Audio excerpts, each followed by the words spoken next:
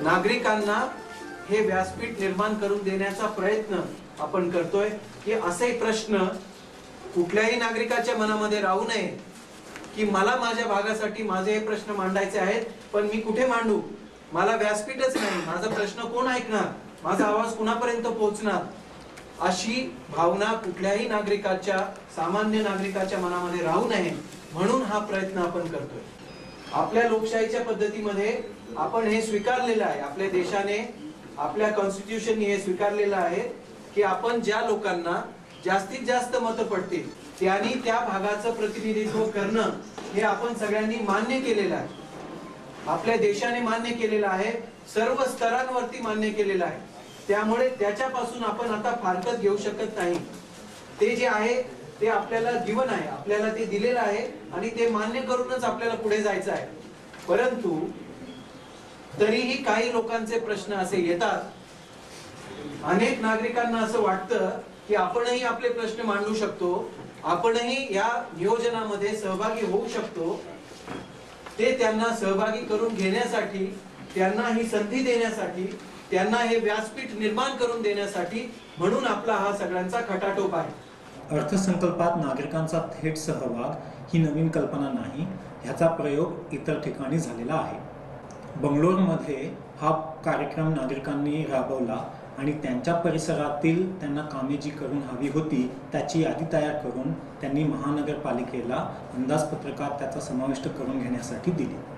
पुण्यात हा कार्यक्रम राबविला जावा याच्यासाठी आयुक्त डॉक्टर करेर हे अतिशय उत्सुक होते, म्हणून त्यांनी ह्या प्रक्रियेला प्रशासकीय मान्यता दिली। नागरिकांच्या सहभागाने तयार केलेले अंदाजपत्रक म्हणजे काय? दरवर्षी मनपा शहराचे अंदाजपत्रक तयार करते, ज्याच्यामध्ये त्या वर्षी हाती घेतील त्या प्रकल्पांची यादी त्याच्यामध्ये केली जाते। खरं तर नागरिकांना आपल्या परिसराची सगळ्यात जास्त माहिती असते, त्यामुळे तिथे कुठले प्रकल्प राबविले जावेत जेणेकरून जास्तीत जास्त नागरिकांना फायदा होईल ह्याची कल्पना त्यांनाच सगळ्यात जास्त असते। ह्याचा अजून एक फायदा असा की नागरिकांना प्रशासकीय प्रक्रियेत सामील होता येतं आणि त्यांनी सुचवलेले जे प्रकल्प आहेत त्यांचा तो पाठपुरावा करतील अशी ही अपेक्षा त्यांच्याकडनं धरली जाते। अर्थसंकल्पात नागरिकांचा सहभाग असावा ह्यासाठी गेली 2 वर्षे महानगरपालिकेने काही उपक्रम चालवलेले आहेत। त्याच्यामध्ये NSCC आणि नागरिक चेतना मंच सारख्या संस्थांनी त्याच्यामध्ये भाग घेतला होता। ह्या वर्षी शहरातल्या जास्तीत जास्त नागरिकांचा ह्याच्यामध्ये सहभाग व्हावा ह्याच्यासाठी महानगरपालिकेने जनवाणी या संस्थेची मदत मागितली। ह्या कामात त्यांनी सेंटर फॉर एन्व्हायरमेंट एज्युकेशन यांच्या सहकार्याने प्रत्येक 14 क्षेत्रीय कार्यालयासाठी एका कोऑर्डिनेटरचे प्रशिक्षण केले। ह्या कामासाठी CE ने पुणे विद्यापीठातील MA इकॉनॉमिक्स याचा अभ्यास करणाऱ्या 14 मुलांची निवड केली। महत्त्वाची बाजू अशी की आम्ही इकॉनॉमिक डिपार्टमेंटचे असल्यामुळे विशेषतः बजेट कसं तयार केलं जाते, ॲक्च्युली त्याच्यामध्ये इनपुट्स कोणते असतात, त्याच्यामध्ये मीडिया किंवा काही स्वयंसेवी संस्था NGOज ह्याच्यामध्ये जे इनपुट्स देत असतात यापेक्षा आपण ज्यांच्यासाठी खरं बजेट तयार करतो की ज्यांचा त्याच्यातून आपला विकास करायचा आहे त्या लोकांना याच्यामध्ये कसं सामावून घेता येईल हा विचार खरं तर किती आदर्श आहे आणि तो आपण खरं राबवतोय, म्हणजे ही एक चांगली बाजू आहे की प्रत्येक वॉर्डसाठी आपण या 20 लाखाच्या अंतर्गत कुठली कामे करू शकतो या संदर्भात लोकांकडून कुठल्या प्रतिक्रिया मिळतात, या प्रतिक्रिया आम्ही गोळा करण्याचा प्रयत्न केला।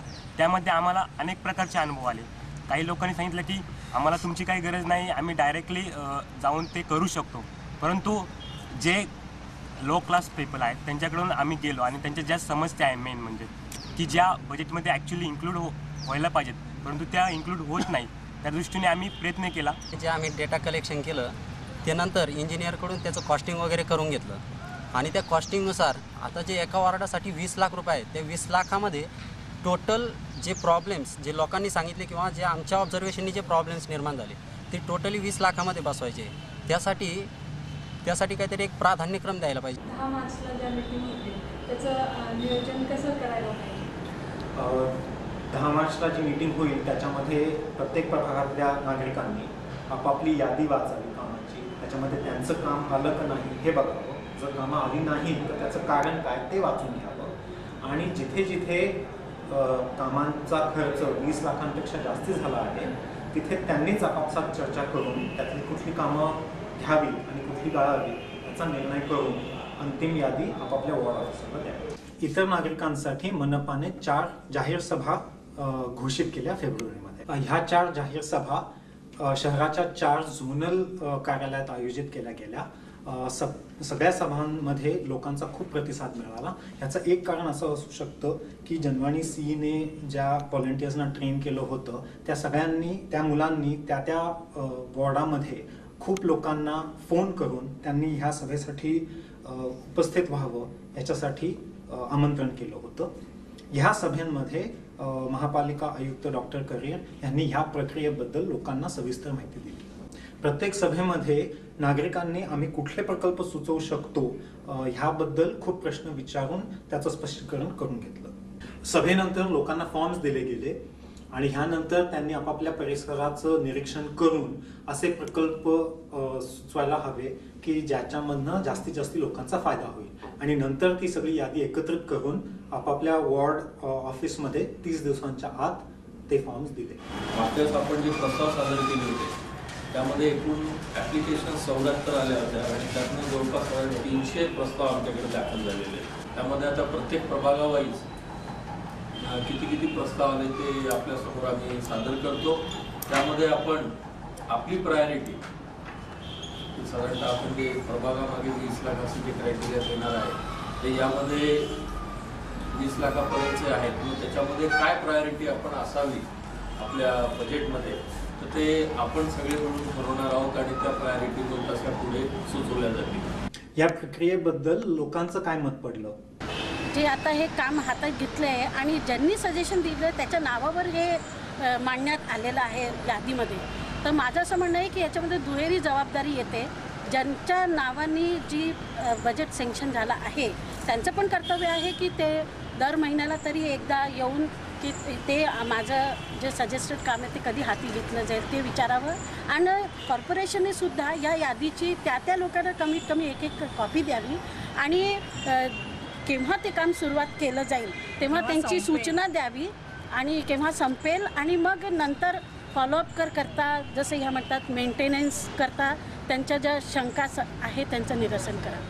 ह्या उपक्रमाबद्दल एका क्षेत्रीय अधिकाऱ्याचे मत. असे जर कार्यक्रम सातत्याने होत गेले तर खऱ्या अर्थाने महापालिका आणि नागरिक यांच्यामध्ये जवळीक निर्माण होईल आणि महापालिकेवरचा जो विश्वास लोकांचा जो उडालेला आहे तो विश्वासाला खऱ्या अर्थाने पुन्हा तो त्याचा विश्वासाचा ठसा नागरिकांच्या मनात उठवायला मदत होणार आहे. प्रत्येक प्रभागामध्ये जी 20 लाखांची तरतूद केली गेली त्याच्यापैकी 5 लाखांची रक्कम ही झोपडपट्टी वासियांसाठी वेगळी ठेवण्यात यावी असा निर्णय घेण्यात आला. त्यासाठी नागरवस्ती विकास योजनेचा जो विभाग आहे त्यांच्यावरती ती जबाबदारी सोपवण्यात आली. पुणे शहरामध्ये जवळजवळ 40% लोक हे झोपडपट्टीमध्ये राहतात आणि ज्यावेळी कुठल्याही अंदाजपत्रकाचा आपण विचार करतो किंवा लोकसहभागाच्या आधारावर अंदाजपत्रक तयार करणं ह्या 40% लोकांना आपल्याला विसरून चालणार नाही. परंतु अवघड गोष्ट असे की ह्या 40% लोकांचा सहभाग घ्यायचा कसा.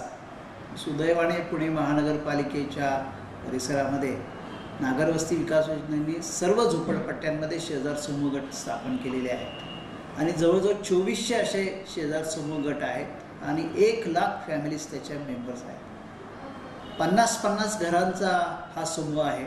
दर महिन्याला हे लोक एकत्र येतात आणि त्या 50 घरांपैकीच एक जी लेडी आहे ती समूह संघटिका म्हणून काम करते, गटस्वयंसेविका म्हणून काम करते आणि ती तिथले प्रश्न जे आहेत ते गटाच्या मदतीने सोडवण्याचे प्रयत्न करते. त्याचबरोबर ज्या विकास यंत्रणा आहेत त्यांच्याशी देखील ती समन्वय साधत असते. तर या यंत्रणेचा उपयोग आपल्याला अंदाजपत्रकांमध्ये कामं सुचवण्यासाठी करता येईल का असा विचार आपण केला आणि या अंदाजपत्रकासाठी म्हणजे 7-8च्या अंदाजपत्रकासाठी जवळजवळ 2000 बैठका आपण वस्ती पातळीवर घेतल्या. आता या बैठका घेत असताना त्या फोकस बैठका व्हाव्यात, त्याच्यावर विशिष्ट बाबींवर चर्चा व्हावी, योग्य दिशेने व्हावी म्हणून आपण एक प्रश्नावली तयार केली होती आणि त्या प्रश्नावलीमध्ये आपण शेजार समूह गटाला असं सांगितलं होतं की तुमच्या परिसरामध्ये तुमच्या गटाला म्हणजे त्या 50 घरांना जास्तीत जास्त उपयुक्त ठरेल असं कोणतं काम आहे, पण ते काम कमी खर्चाचं देखील असलं पाहिजे, फार मोठ्या खर्चाचं नको. तर तर कमी खर्चाचं सर्व लोकांना उपयुक्त अशा कामाची यादी आपण प्राधान्यक्रमाने करावी. साधारणतः 3 कामं आम्ही त्यांना सुचवायला सांगितलं होतं आणि त्यांनी फार मोठ्या रकमेची सुचवू नये म्हणून आम्ही त्यांना साधारणतः त्याच्या किमतीबद्दल देखील अंदाज करायला सांगितला होता. ह्या ज्या बैठका घेतल्या गेल्या ह्या आमच्या ज्या समूह संघटिका आहेत त्यांच्या सहकार्याने घेण्यात आल्या आणि या बैठकांमध्ये या शेजार समूह गटाने कामं सुचवली. या कामांची संख्या जवळजवळ 4000च्या आसपास या कामांची संख्या येते आणि 2000 बैठका याच्यासाठी झाल्या. आता लोकांचं ही कल्पना कितीही आदर्श असली की लोकांनी आपल्या प्रश्नांबद्दल बोलावं तरी झोपडपट्ट्यांच्या परिसरामध्ये लोकांनी स्वतःच्या प्रश्नाबद्दल बोलणं फार अवघड असतं. कारण राजकीय प्रक्रिया बाकी सगळ्या प्रक्रिया बाजूला ठेवून आपल्या प्रश्नाबद्दल निखळपणे विचार करणं ही अवघड गोष्ट आहे. परंतु हे जे संघटन उभं राहिलं आहे याच्या माध्यमातून आपल्याला हे करणं शक्य झालं आणि लोकांनी खरोखरच त्यांना उपयुक्त ठरणारी कमी खर्चाची अशी कामं सुचवलेली आहेत. आता यामध्ये पुणे महानगरपालिकेने प्रत्येक शेजार समूह गटाला वेगवेगळं बजेट न देता प्रत्येक प्रभागाला 5 लाख रुपये असं बजेट देण्याचं आम्ही सुचवलेलं आहे. वस्ती पातळीवर शेजार समूह गटाच्या बैठका घेण्याच्या आधी या बैठका अर्थपूर्ण व्हाव्यात, त्यांना योग्य दिशा मिळावी म्हणून आमच्या ज्या समूह संघटिका आहेत 60 समूह संघटिका त्यांचं जानेवारीच्या सहकार्याने आम्ही एक प्रशिक्षण घेतलं होतं की जेणेकरून या समूह संघटिकेंना त्या प्रकारच्या बैठका कंडक्ट करणं शक्य व्हावं आणि त्याच्यामध्ये आम्ही ह्या सगळ्या बैठकांमध्ये शेजार समूह गटाकडनं जे फॉर्म भरून घ्यायचे ते एक्सप्लेन केलं होतं. कारण नुसते रिटर्न फॉर्म देऊन उपयोग होत नाही, त्या फॉर्ममध्ये काय एक्सपेक्टेड इन्फॉर्मेशन आहे ही देखील आम्ही त्यांच्याकडनं भरून घेतलेली ती काही ट्रायल बेसिसवर. आता हा जो फॉर्म आहे हा नमुना फॉर्म आहे. त्याच्यामध्ये असं म्हटलेलं आहे की कुठलं एखादं छोटं काम केलं असता किंवा जे सुरू काम आहे त्याने अर्धवट राहिलेले ते पूर्ण केलं तर गटाला जास्त फायदा होईल असं गटाला वाटतं. असे 5 प्रश्न आणि त्या प्रश्नांवर गटाला कुठला उपाय वाटतं किंवा कुठलं काम केलं पाहिजे आणि त्या कामासाठी अपेक्षित असलेला खर्च अशा प्रकारची ही क्वेश्चनर केली आणि त्याच्यासाठी एक नमुना देखील आपण दिलेला आहे की शौचालयाला पाणी पुरवठा नाही हा गटाचा प्रश्न आहे. मग त्याच्यावर काय उपाय आहे की टाकी बदलली तर व्यवस्थित होऊ शकेल का. या शेजार समूह गटाने सुचवलेल्या कामासाठी 7.5 कोटी इतकी एकवट तरतूद पुणे महानगरपालिकेच्या 7-8च्या अंदाजपत्रकात आम्ही सुचवलेली आहे. परंतु नुसती तरतूद सुचवून थांबणं योग्य नाही, तर ही सगळी प्रक्रिया लोकांच्या सहकार्याने करणं गरजेचे आहे. आता आम्ही हे सगळे NHGने सुचवलेली कामं वॉर्ड ऑफिसकडे पाठवलेली आहेत. वॉर्ड ऑफिसचे इंजिनियर्स, माझे सोशल वर्कर्स हे सगळे प्रत्यक्ष फील्डमध्ये जातात, पुन्हा NHG बरोबर चर्चा करतात आणि त्या कामाचा साधारणतः फिजिबिलिटी काय आहे त्या पद्धतीने स्टडी करून एस्टिमेट्स तयार करतात आणि टेंडर काढून ते गेली 7 ते 8 महिन्यामध्ये हे कामं पूर्ण करणार आहे. आणि या वर्षाच्या अखेरीस आम्ही असा आढावा घेणार आहे की शेजार समूह गटाने किती कामं सुचवली, त्याच्यापैकी किती कामं फिजिबल होती, त्यातली किती कामं ॲक्च्युली एक्झिक्यूट केली आणि जी तरतूद केली त्याच्यापैकी किती तरतूद आम्ही खर्च करू शकलो.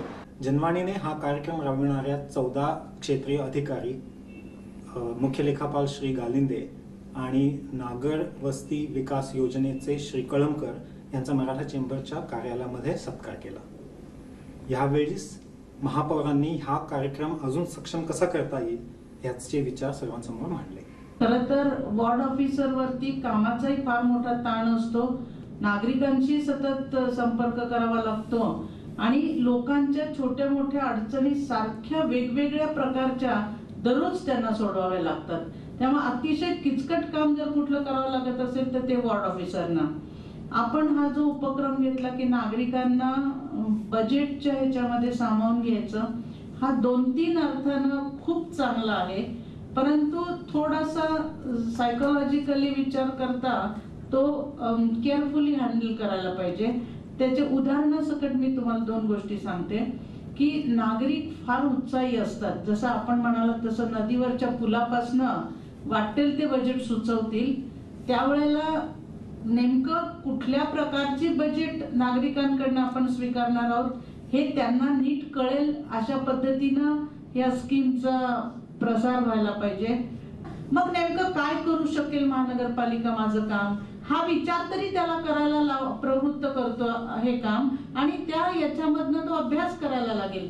किंवा मग तो आज एकदा आला, त्याचं बजेट तुम्ही स्वीकारलं, त्याचा उत्साह वाढला, तर तो मनपाच्या कामामध्ये वेळोवेळी यायला लागेल. अरे महानगरपालिका मला विचारते, मी सांगितलेली सूचना ऍक्सेप्ट करते, म्हणजे मी कोणीतरी आहे महानगरपालिकेच्या दृष्टिकोनातनं महत्वाची व्यक्ती.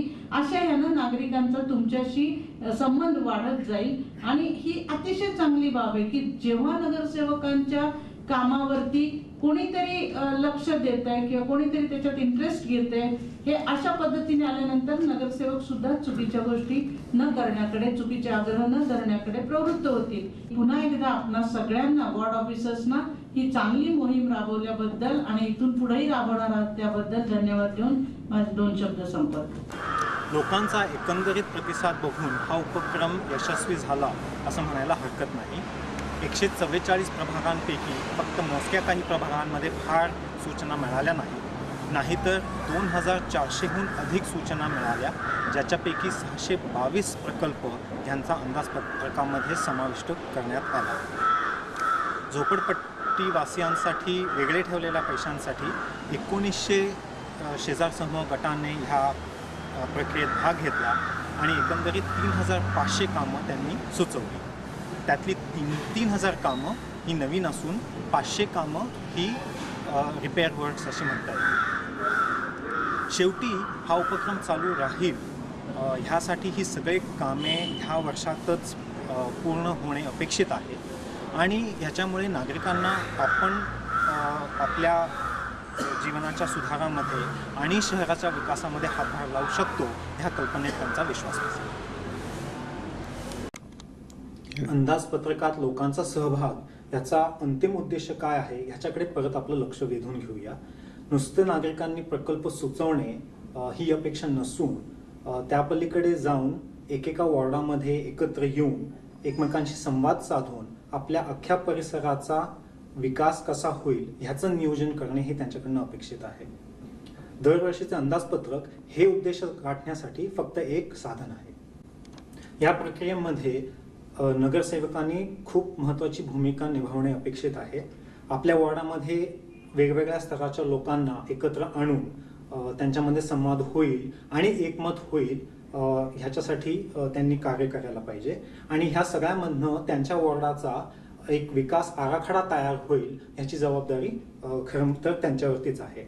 आणि मग त्या सगळ्या प्रकल्पांची अंमलबजावणी प्रशासन करेल ह्याचा पाठपुरावा आणि त्याची खात्री नगरसेवकांनी करण्याची अपेक्षा आहे.